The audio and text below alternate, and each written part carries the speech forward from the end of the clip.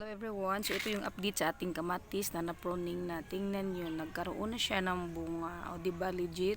Pag ito kinuhaan nyo ng mga ganito huwag mo lang kasing biglain.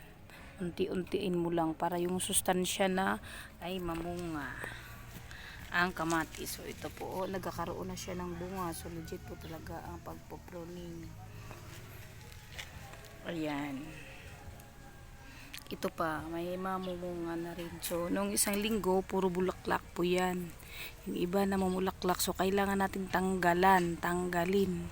Dito po na part, dapat tinatanggal to. Sayang kasi may bunga. Sabi ni mother, wag na lang daw, kaya go.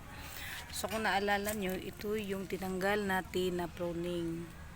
Tinanim ko siya dyan. Tingnan nyo, buhay na buhay. O, diba?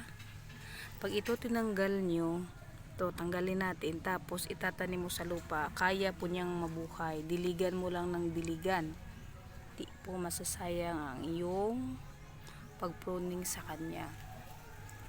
So ito po yung isa nating kamatis na pinagpruning natin. Ito,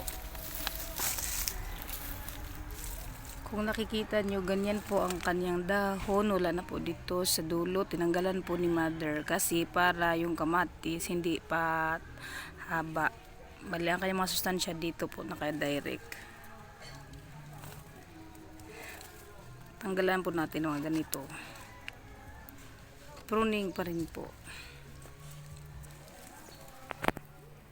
Ito. Sabi ni mother, legit po talaga.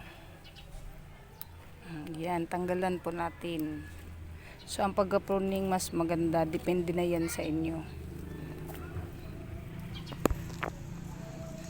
So, yan yung garden ni mother.